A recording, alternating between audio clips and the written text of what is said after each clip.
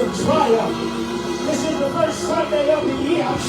And so as we come into the house of the Lord, we ought to give God praise. The Bible declares, and the 150 songs in everything that have breath, praise He the Lord. Whether you got good breath, you got to praise Him. Whether you got a little bit of bad breath, you ought to praise Him. But because you got breath in your body, you ought to give God praise.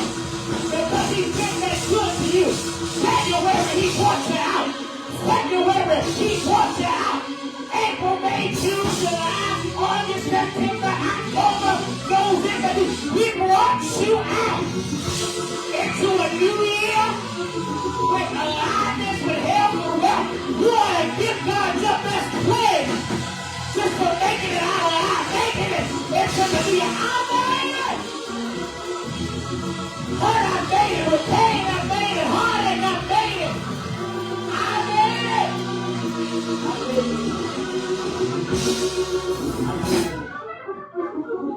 The church technicalities of where I honor God who's the head of my life, His Son Jesus Christ, and the angel of this house.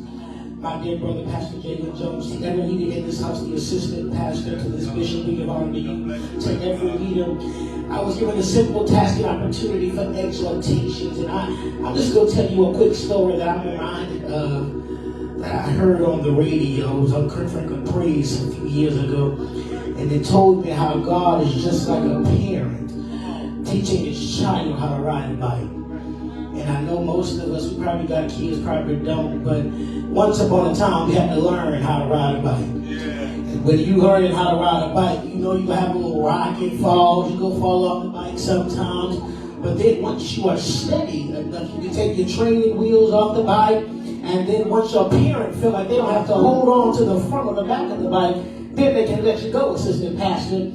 But even while they let you go, some reason or another, they are still running alongside you just to make sure that you will be okay if you fall. So when you fall, He can cover you. So when you fall, He can fix that bandage. And I'm reminded that God said in His Word that He'll never leave us nor forsake us. He told us in His Word that He'll be in the fire with you like the three Hebrew boys.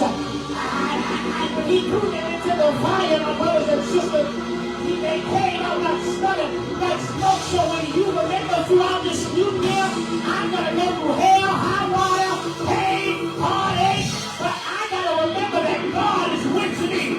Yea, though I walk, y'all, through the valley of the shadow of death, I will fear.